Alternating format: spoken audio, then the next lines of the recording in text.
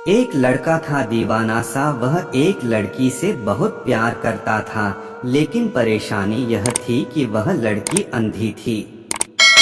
लेकिन फिर भी वह लड़का उस लड़की को दिलों जान से चाहता था, उस लड़की की हर जरूरत को ध्यान में रखता और उसके घर वालों की हर संभव मदद करने की कोशिश करता था। लड़की भी उसे धीरे धीरे चाहने लगी थी, लेकिन अंधी होने के कारण वह काफी उदास रहती थी। वह अक्सर उस लड़के से कहा करती थी, तुम किसी और से शादी कर लो, नहीं तो दुनिया मुझे जीने ना देगी और ताने देगी कि लड़की ने लड़के को झूठे प्यार में फंसा लिया। लड़की की यह बात सुनकर लड़का दुखी हो जाता, लेकिन लड़का उसे दिलो जान से चाहता था। वह जानता था कि लड़की भी उसे प्यार करती है, लेकिन देख न पाने की वजह से वह किसी और से शादी करने के लिए बोलती है।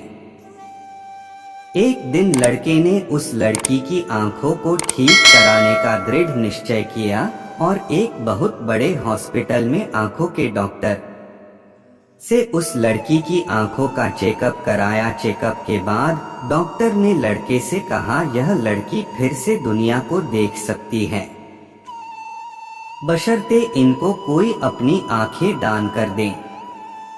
लड़के ने कुछ समय सोचने के बाद डॉक्टर से लड़की की आंखों का ऑपरेशन करने के लिए कहा। लड़की की आंखों का ऑपरेशन हो गया और सब कुछ सही रहा। कुछ समय बाद जब लड़की की आंखों से पट्टी हटाई गई तो लड़की ने सबसे पहले उस लड़के से मिलने की इच्छा जाहिर की, लेकिन जब लड़की उस लड़के से मिली तो उसे पता चला कि वह लड़का भी अंधा है।